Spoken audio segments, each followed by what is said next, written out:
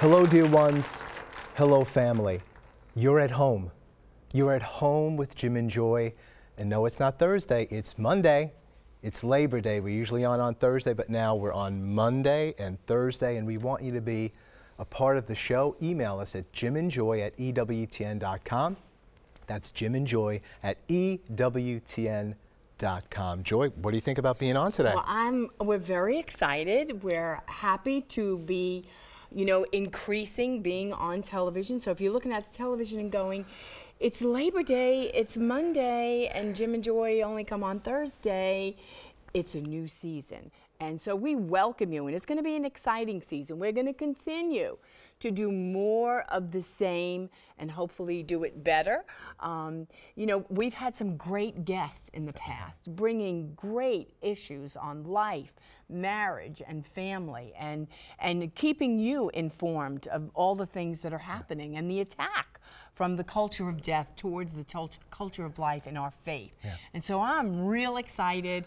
We did a great, cute little commercial, and I thought it was a cute commercial, and it was twice as much fun, twice as much joy, and it was just good. And you've always said, Joy says, if it's not fun, I'm not going to do it. That's my thing. If it's not fun, so we're going to have fun doing this. And your time is too valuable to waste. And we can tell you, it will be meaningful. If it's EWTN, it's meaningful. Because as you said, Joy, the attacks from our culture, even hostility from our government, we want to build up life, marriage, the family. We want to, so to speak, take your life and pull it forth from you and kiss it and place it back inside of you to say you are of inestimable worth, value, and dignity. We want to see you through EWTN, through shows like this, more fully equipped at this time to be a joy-filled person of faith. No matter how whole you are or broken, no matter what your age is, no matter what's going on in your family, maybe wonderful things, maybe difficult things, that you will be able to stand the fires at this time, at the test at this time, and that we would do this together as a community. There'll be more teaching for those premarital people thinking about marriage, for consecrated single people, for marriage, the family, those getting up in years, those nearing death. We've covered so many areas. And we want to celebrate life. We want to celebrate the gospel of life and build you up in the faith.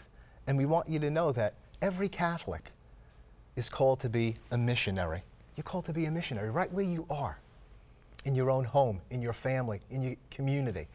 And we want to equip you with great speakers and apostolates that'll come forth to build you up in the faith that is in Christ Jesus. Well, and it's so important because there are so many things that are going on, especially, in the pro-life movement, and there was a great call for so many people to go out in front of Planned Parenthood recently, and the church came out in great numbers all over the country. And then we're getting ready, for 40 Days for Life, and that campaign will begin September 23rd. So if you're sitting on the sidelines and you're saying, I don't know what's going on in the pro-life movement. I don't know how I can get active. I don't know the attacks that are coming against the church or my faith. And what if I speak out? What if I stand for truth and holiness? And so to fortify you, to strengthen you in great ways so we can make that happen. Yeah, I think one of the illusions is that you're all alone. And we're all alone. And we read the paper, we see the news, and there's so much bad news out there. And there is some bad news out there, but there are thousands and millions and tens of millions all over the world, and we're seeing this in the United States, we're seeing it in Canada, we're seeing it in different places, that, as you said, Joy, people are coming out, even to those places of death, those abortion mills, and they're coming out by the hundreds and by the thousands. We see them, and we're seeing whole families come out. Right. And that's one of the joys of At Home with Jim and Joy, is that we build up not only your personal family, but the family of God, and that we understand that all of us are called as Catholic people, as Christian people, to be involved in the broader family and to especially speak up for those who can't speak for themselves. If you do not speak out, God will not hear you speaking out to Him. So we're going to mobilize people to do the works of the Lord. And today we have a very special guest, Dr. Diane Traflet. She's going to be sharing with us about St. Edith Stein. She's written a book, A Spiritual Portrait of Edith Stein. And this is an important part of what we do as well, to bring to you saints who can encourage you who are relevant for this time. And St. Edith Stein is very relatable, as Dr. Traflet has spoken with us. So you're not going to want to miss this sharing. Your spirituality is going to be built up. Your eyes are blessed to behold what you see at this time. And you're going to stand, you're going to be an incredible witness for Jesus Christ and for his church. Please don't go away. We'll be right back.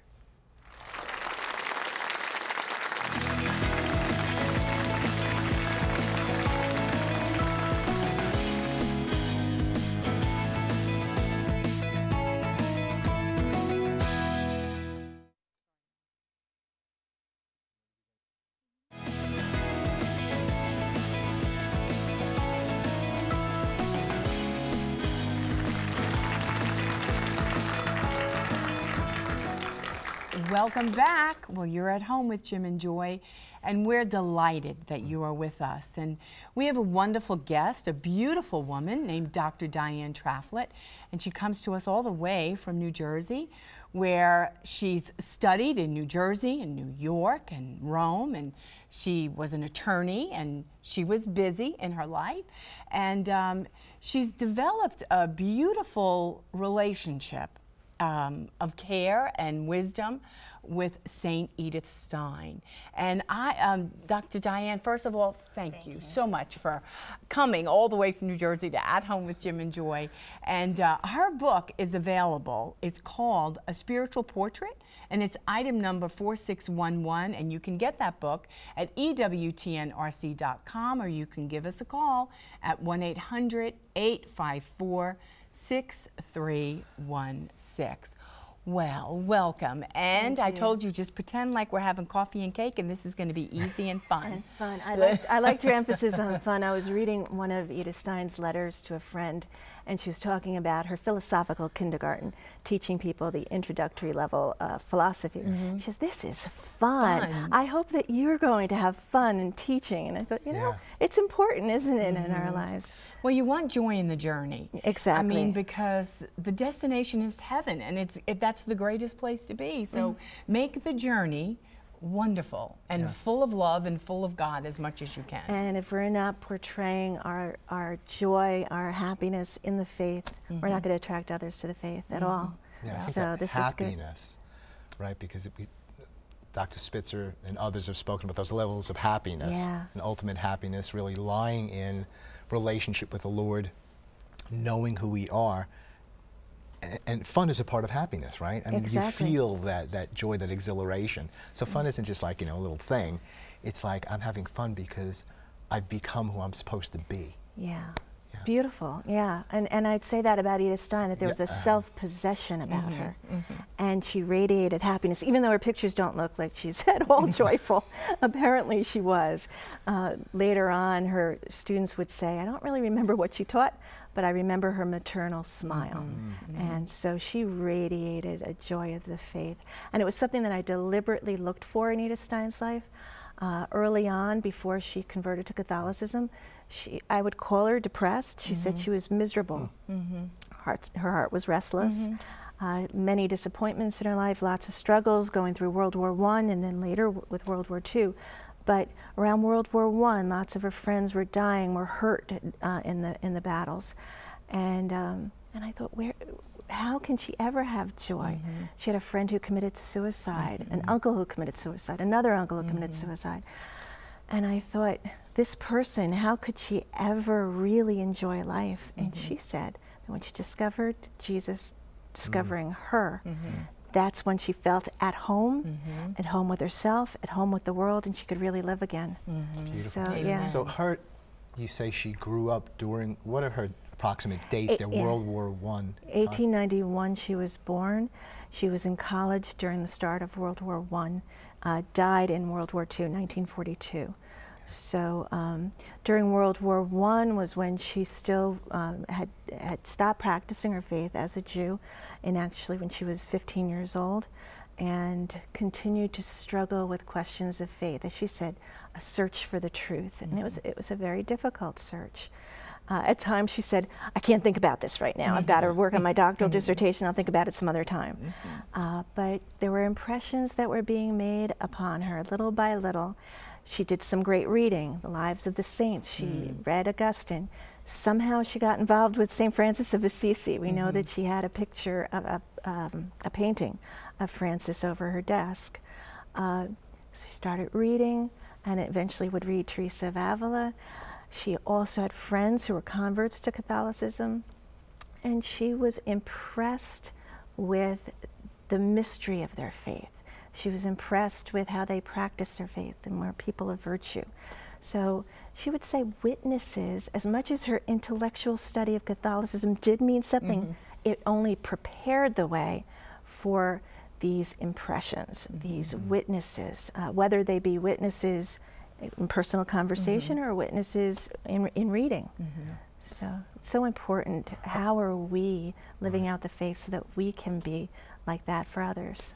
Well, why don't you share how your life, Diane Traflet, just living in New Jersey, minding your own business, and getting your law degree and getting your education, and then being tapped on your shoulder by God to continue your doctorate, go to Rome, and do all that. How did your life intersect with Edith Stein, St. Edith Stein? I said the word never twice. In faith, never say never.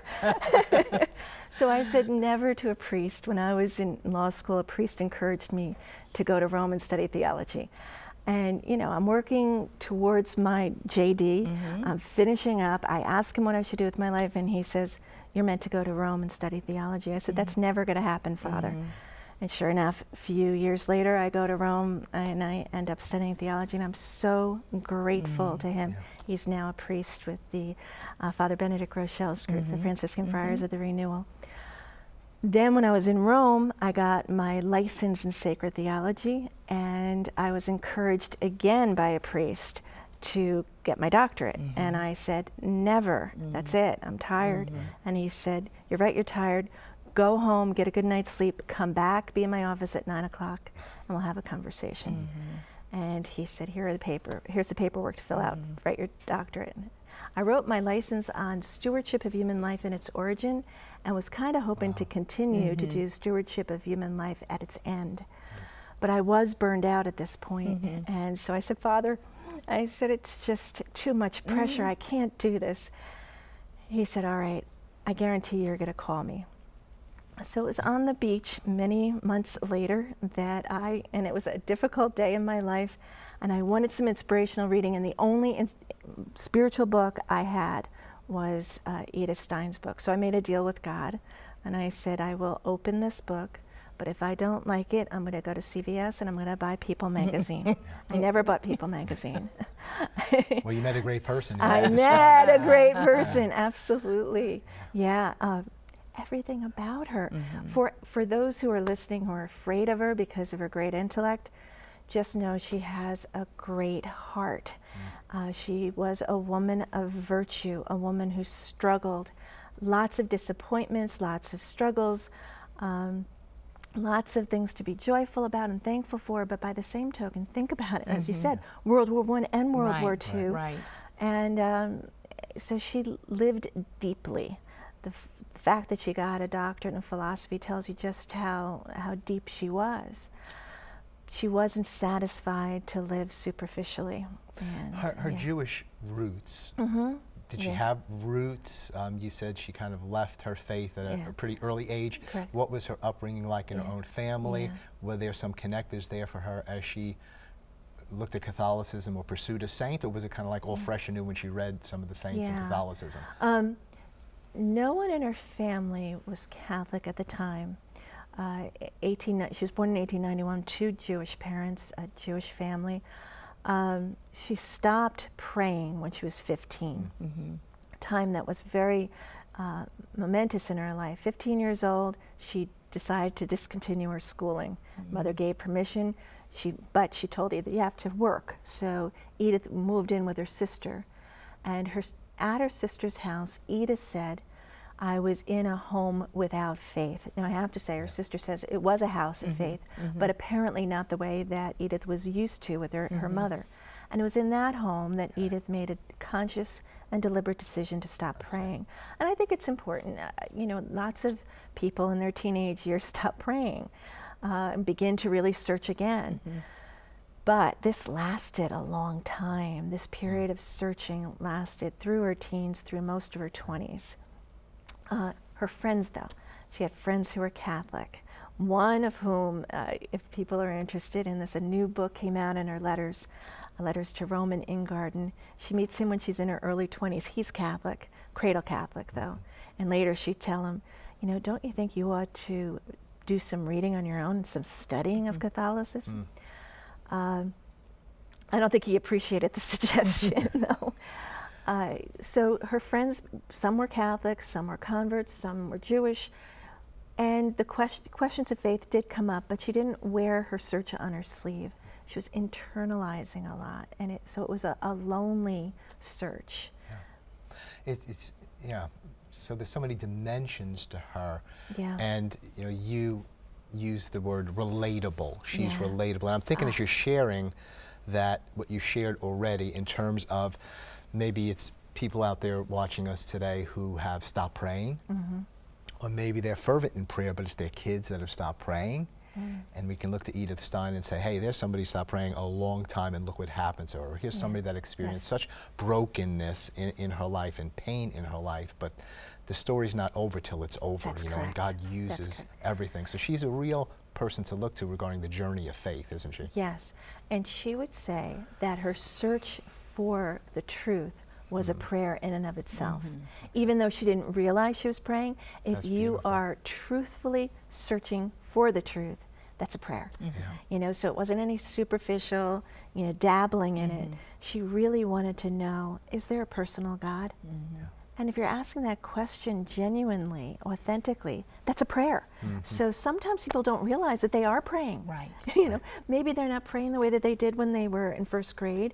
Maybe they're not praying the way that they did yesterday. But they might be praying conversation with God. She, I think, was in search of that personal God from the time she was 15 on. And one time when she was finishing up her doctoral dissertation, she and a friend were in Frankfurt in the city, just going for a walk, and they walked into a cathedral. And there she saw a woman stopping her everyday shopping errands as if to talk with a friend. The woman put down her market basket and began to pray. And Edith said that made such an impression on her. She said, I could never forget that. And I actually went to Frankfurt a couple of years ago, and I knelt down, and a man came in carrying bread from a local bakery. I thought, he's my man with the market basket. And it does make an impression when you see people that this is just part of your everyday life, that you're taking time out to pray. And I would argue that Edith became that woman with the market basket. After her conversion to Catholicism, she was in prayer all the time. People saw her in prayer and were edified. How did her family respond to that faith journey? You know, being Jewish and then leaving and then becoming Catholic. How and did then becoming a nun. And then becoming a nun, as she, and then now a saint. How has her family responded to that whole journey? It was very difficult, as you can imagine, and it hurt Edith to hurt her mother. So this was very difficult, and in fact, these new letters that have just been published, she refers to her mother very much, you know, that this topic is taboo. I can't talk to my mother about it. She doesn't understand it. So that was hard, but Edith made a conscious decision not to overdo it with her mother, you know, not to be in her mother's face. There's a great story where Edith would come home after becoming a Catholic. She was teaching at a Dominican school for girls and living there. She'd come back home and she'd want to go to daily mass because that's what she was doing regularly as she taught. Morning was for mass. So she decided to go to very early morning mass when she was living with her mother, sneak out of the house, go to 5:30 a.m. mass, and then sneak back in, go back up to her room, and when she'd hear her mother rustling in her room, she would pretend to be getting up. Frau Stein later told a friend, I know that Edith has her little secret in the morning, I'll just let her have it. Truth be told.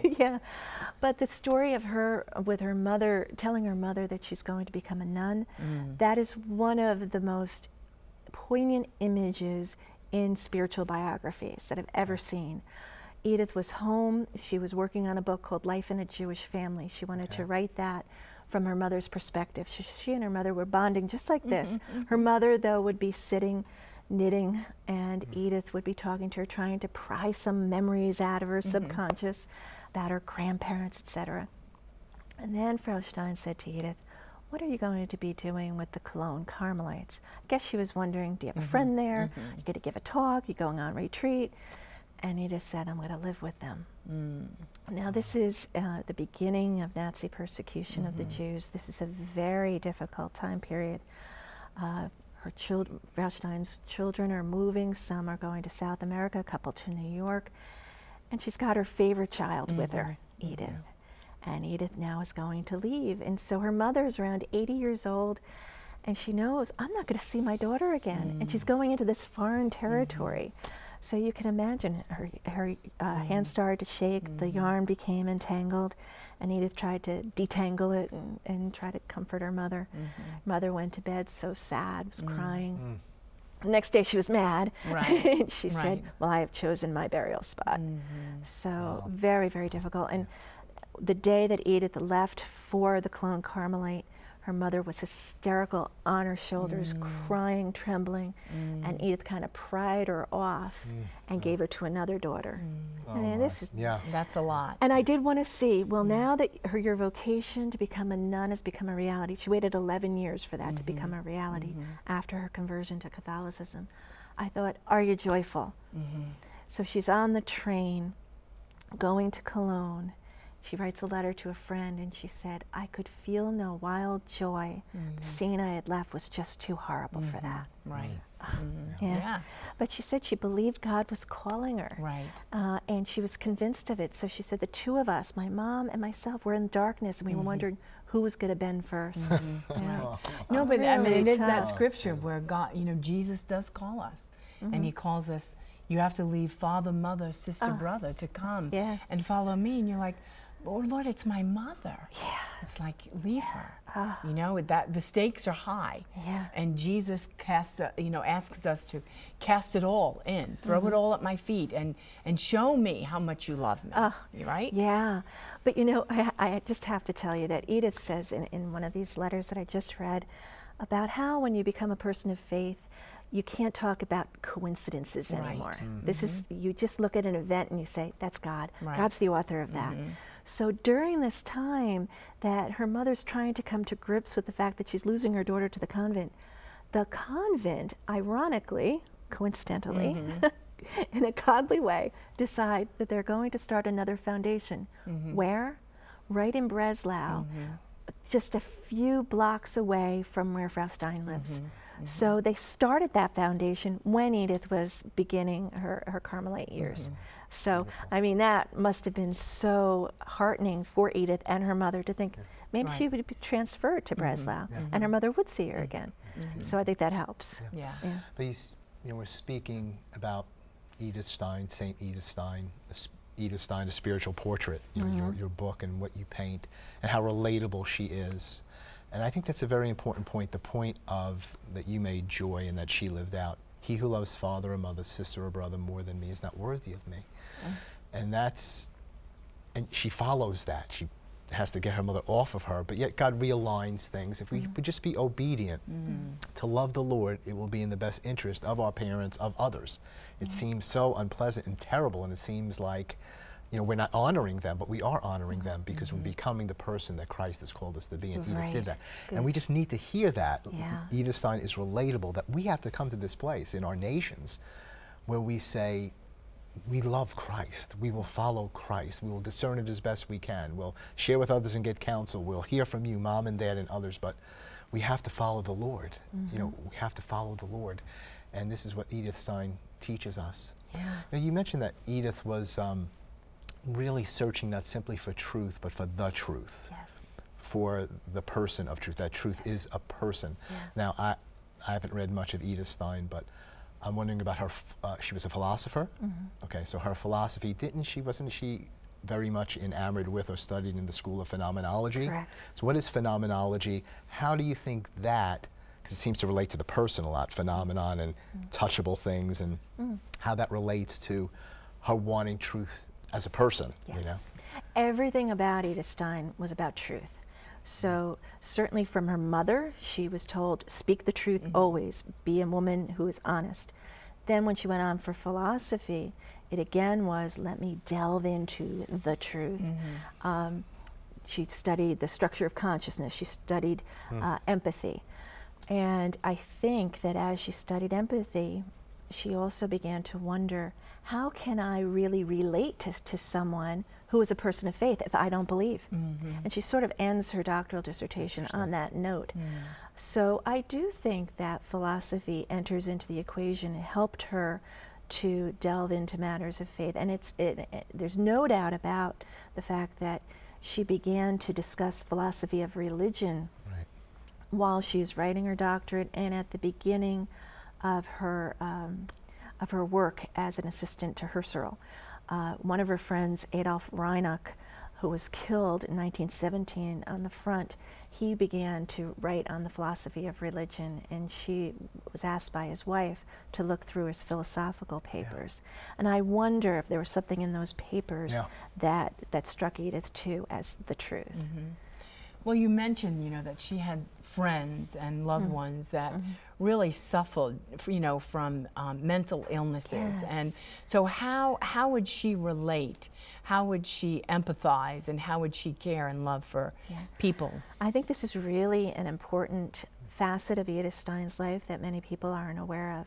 She had decided early on to study child psychology, long before philosophy.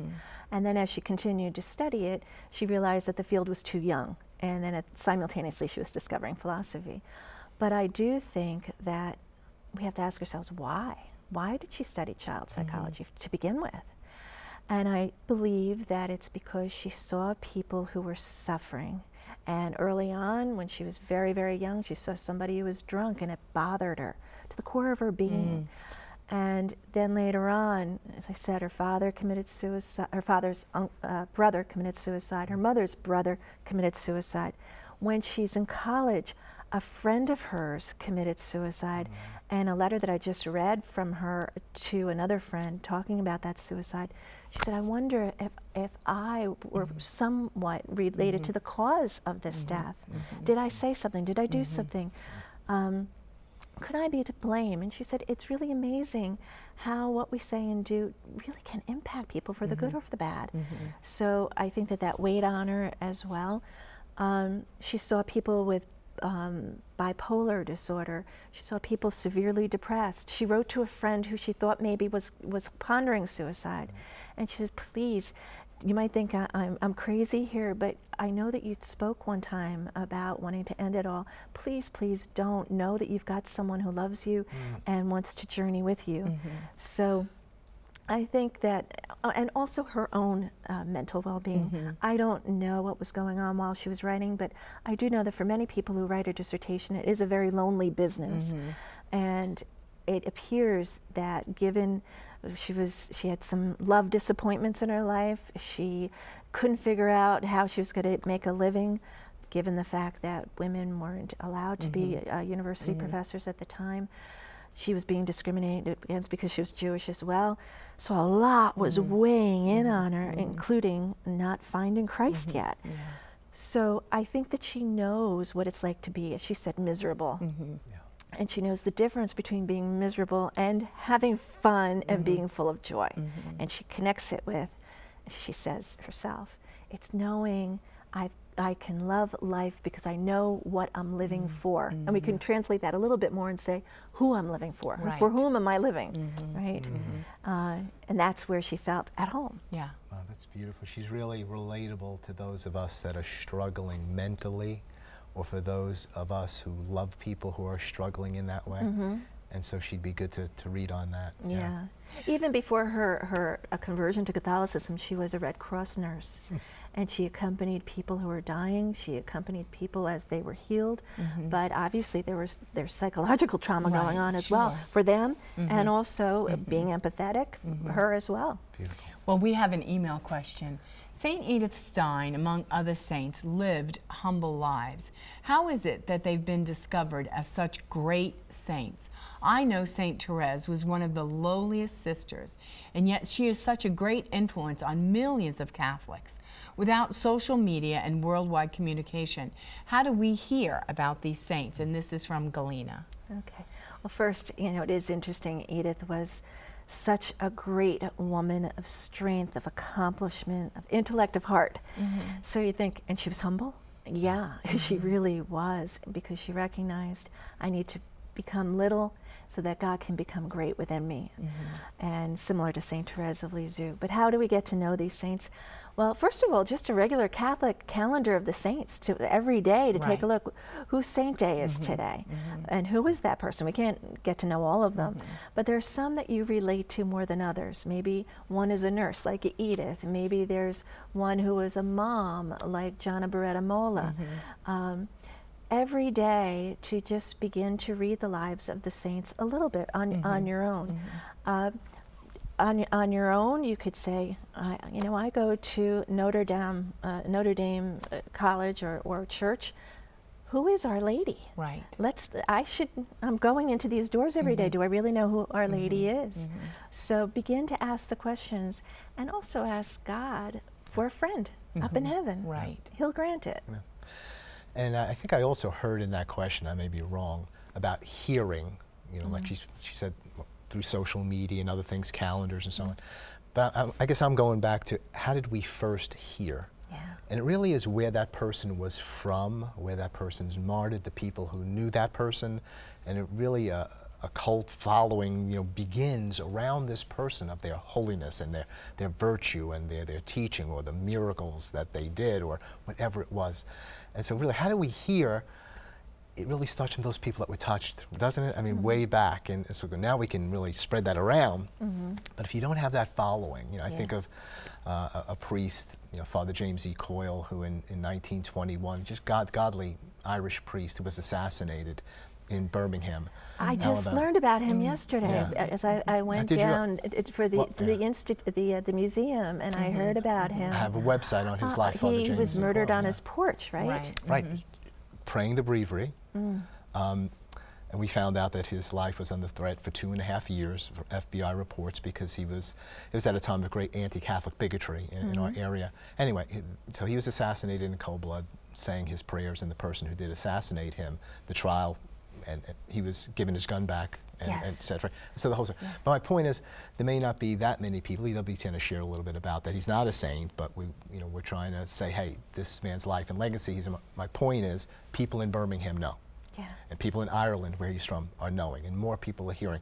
But there becomes this following of people saying, we knew this guy. We knew his pastoral heart, and so on. So I think we share by word of mouth. Well, it's funny you should say that, because they have a picture of him in the museum here in Birmingham. That's right. And I did a double take, and then I wanted to read a little bit more about him, and that's the way it started for me, right? And then I'll go back to the seminary, and I'm going to tell this story. There's a great book.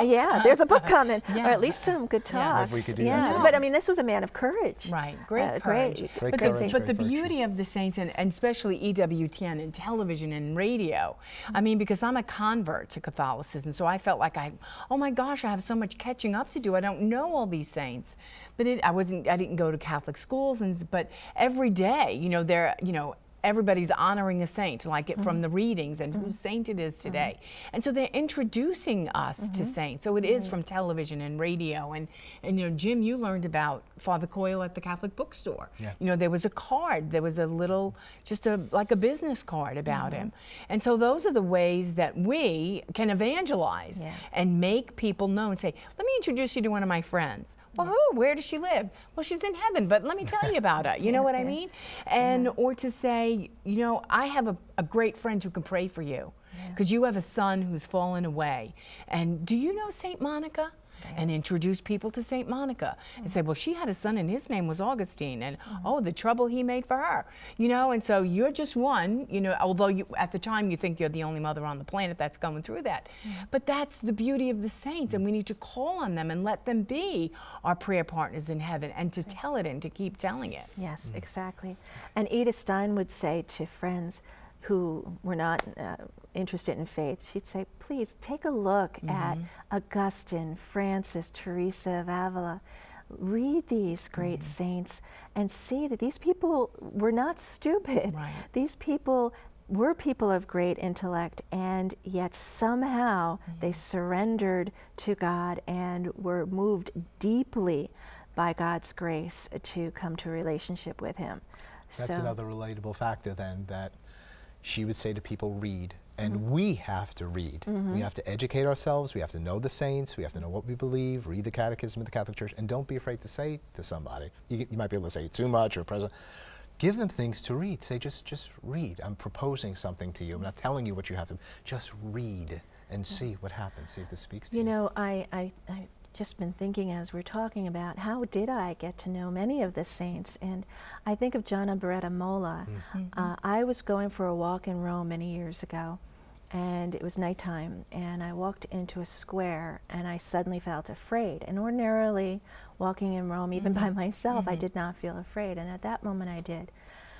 And I saw women walking with candles, and they were chanting, and they had pillows in their stomach, and they were walking barefoot.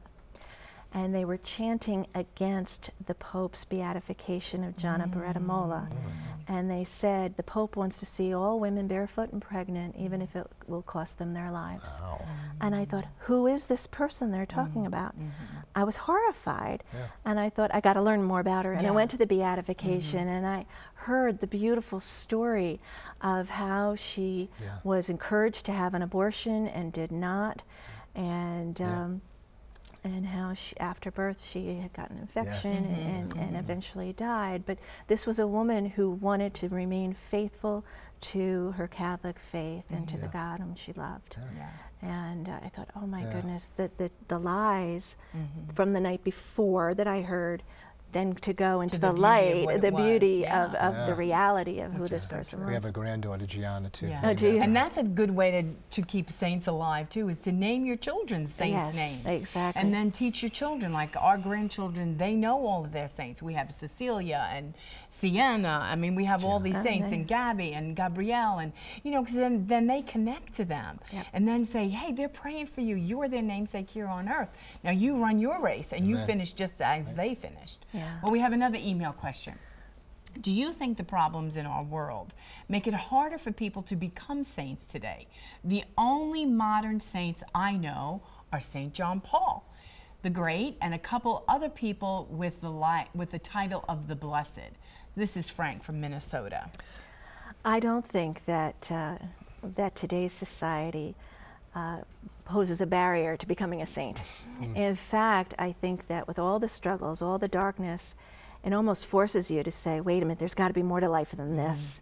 And it almost propels you out of yourself. If you're a person of any depth whatsoever, how can I speak the truth in these times? How can I stand up for the truth? And you realize it's not through your own efforts, it's through God working through me. I do, with regard to becoming a saint, I think that given how busy we are, given the media, given iPhones and et cetera, always being hooked up to on the screen, that is where it becomes difficult. We're too busy to think about God. We're too busy to focus our attention on God, and that's just a shame. Right.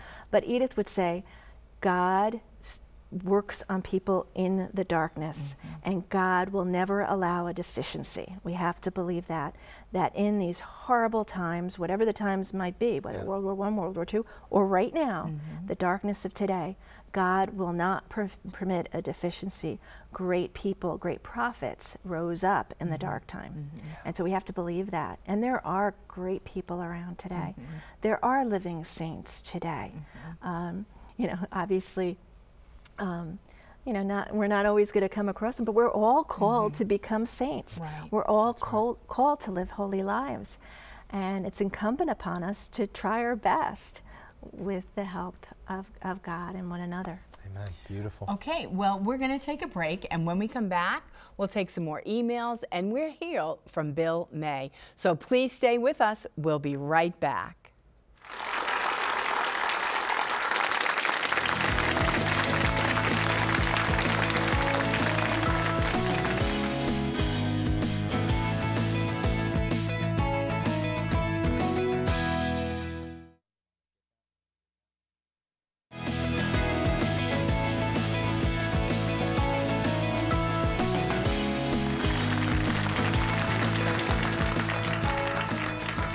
Welcome back. Well, you're an important part of the family, and we're still having a wonderful conversation with Dr. Diane Traflet.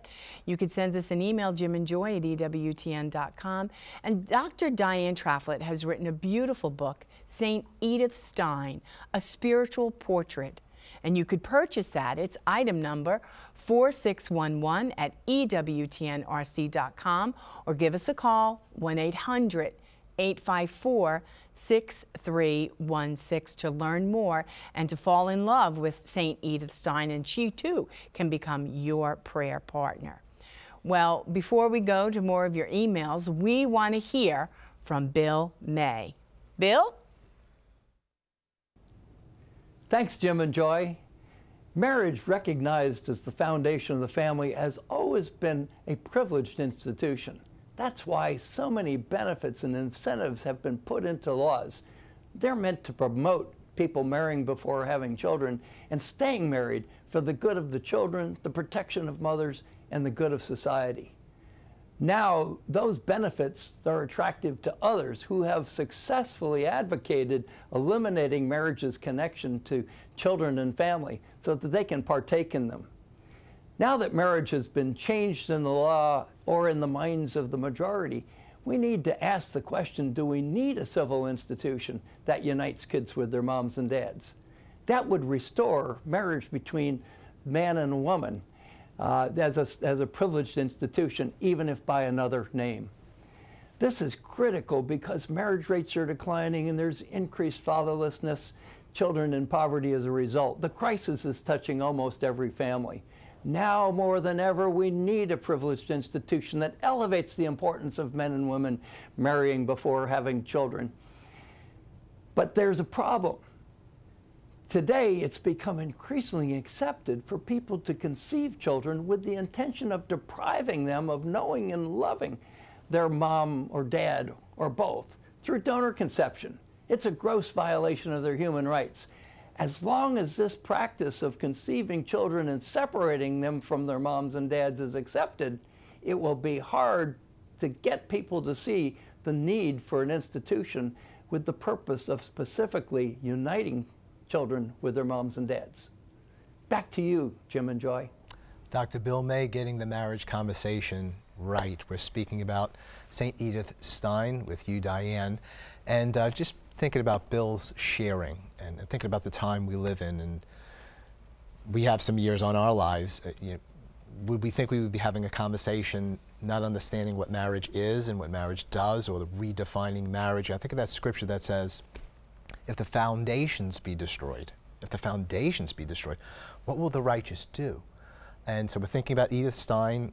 I think she lived in a time where she said, it seems like the very foundations regarding what a human being is, the sacredness of all human beings, the attack upon Judaism at that time, and so many other things, but yet she was able with joy and faith and truth to stand. So share with us just more on her spirituality and the principles that she was exhibiting that we need at this time to be articulate spokespersons and credible witnesses at this time, to do it in truth, to do it in love. Yes. What do we learn from Edith Stein? Well, when she converted to Catholicism, she spent about 10 years teaching, and also on the lecture circuit. She went around speaking on the spirituality of a Christian woman, the problems of women's education. She also spoke, although we don't have the essay, the maternal art of rearing children. And part of what she said was, there are children who are spiritual orphans, who might have a mother and a father, but they're orphans. Wow. And we need to speak up for them, and teachers, you need in some ways to be mothers and fathers to them, because they're not getting it at home. They're not being loved, they're not being respected, they're not being taught their faith, etc. It horrified me when I actually did a pilgrimage to various concentration camps in the year 2000, and I heard that Edith's voice was on the radio in Austria speaking about the maternal art of rearing children. And I learned that fact on a bus as I was heading to a concentration camp for children. And I thought, at the time that she's speaking truth, the Nazis are developing a system of killing children, the satanic art of killing children.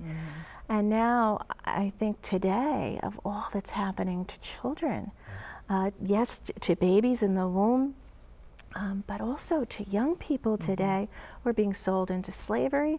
You hear about human trafficking. It's a reality. And Edith would ask women in particular, step up to the plate. Wow. Be women of truth. Be true to your identity as a feminine woman who is loving, who is like Mary. So when she spoke about women, she would always say, let's keep our focus on Mary. Mary not as a wimp.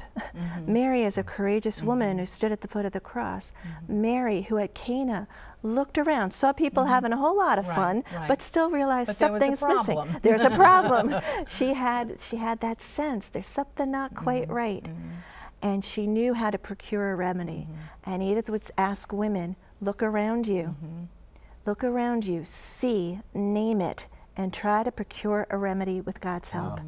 So for women who are not being true to themselves, having abortions, promoting legislation against the family, Edith would say, you're not being true to who you are.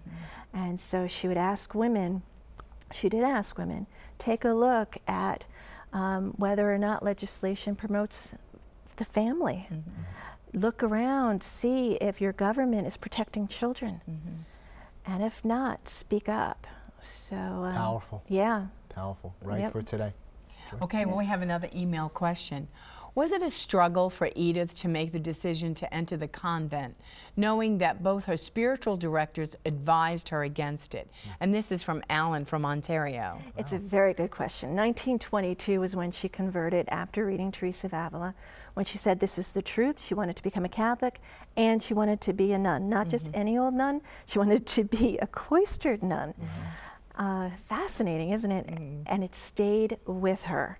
That all over a decade, that desire to be a nun stayed with her. She lived with the Dominicans for a while, but all the while she thought, I still am called to be a Carmelite. Now, she loved the Carmelite saints, Teresa of Avila, Therese, and John of the Cross. But her spiritual directors, the first one told her, your talents are needed in the secular world, and this would kill your mother. So she decided, okay, I won't. Although it's not going to kill my mother, it'll harden her heart, and I don't want to do that. Then when her spiritual director died, she got another spiritual director, and that one said, stay in the secular world. The church needs you, and society needs you to be out there, because she was on the lecture circuit as well. And then when Hitler came to power, Edith no longer was able to speak, go on the lecture circuit, publish. So she began to wonder, is the time now ripe for Carmel? My mother's not going to die of this, and I can't do anything more for the church or society by speaking or writing or teaching or lecturing. So therefore, maybe it's time for me to pray and sacrifice, fulfill that desire that I've had for more than a decade. And her spiritual directors at that point said yes. Okay, we have another email question. It says, I'm a convert to Catholicism and my family is Protestant and does not understand why I wear saint medals, keep saint cards. They say I am worshiping idols and making false gods. But I tell them that when they fawn over celebrities and athletes, that they are the ones having idols. I don't think it's wrong to strive to be like holy people in heaven. What can I say to my family to help them understand this? And this is Marcy from Ohio. Well, she's definitely not wrong, right? One time I debated a rabbi, a wonderful rabbi in New York, about Edith Stein's canonization. The question was, did Edith Stein die because she was Catholic or because she was Jewish? And the answer is, she died because she was both. The Catholic bishop spoke out against Nazism, and Edith was sent to her death because of that. But I would say that Edith, lost my train of thought. Well, it was talking about what does he say to his family, you know, because he's a convert and how right. medals. But thank you, the rabbi wanted to know about Edith Stein's life, not just her death. And at her life, with regard to her life, I portrayed Edith Stein as someone of compassion, of love, of honesty, doing such good for people, journeying with people in their agonies. And he stood up and he said, I have the chutzpah to say that the church, the Catholic Church, the Pope, holds out a person for that person's good example. Wow. And he said, so Edith Stein has been held up by the church because she was a woman of virtue. And he said, so who am I to say the Pope can't hold her out as a woman of virtue to be followed? And I thought, well, if a rabbi can understand this so beautifully, then why can't we look at the saints and say, I want to be like them? These were people of honor, of virtue, people that I want to be like. I want to be like Edith Stein, really. As I read her, I think I want to be more like her. Not necessarily that I can explain phenomenology in 5 minutes, but that I want to be a woman of character, a woman of virtue, and a woman of strength, the way that Edith Stein was. Speaking of virtue and character, not only for women but for men, and you're a professor at Immaculate Conception Seminary on the campus of Seton Hall University, and our football team used to play against Seton Hall, I want to say that. But what are you seeing? So you're with men training to be priests, and I guess you have lay people that are coming for courses and so on. Are you encouraged by what you see in terms of the hunger among people, lay people, and also those that are considering the priesthood? Yeah. I'm encouraged by the seminarians. I'm inspired by them. I'm inspired by the priests with whom I work. I've learned a lot about the priesthood and the sacrifice of these priests who are so intent on being models. They have to. I mean, they're not just teaching, coming in to teach. They're living with the seminarians, being models of spiritual fatherhood. I'm inspired by diaconal candidates. We have a lot of diaconal candidates also at our seminary. And then the lay people who say, I want to be able to defend the church, but even though I went to Catholic high school and grammar school, I really don't know my faith all that well. I want to know the faith so that I can proclaim it, and so that I can enter into these great discussions, these ethical dilemmas, and be able to really speak the truth in a way that will help the situation. Well, Diane, thank you so much for being with us. Thank you for having me. And it was fun. Thank you. Wonderful to be with you. Thank you. And we pray that you were blessed this Monday, this Labor Day.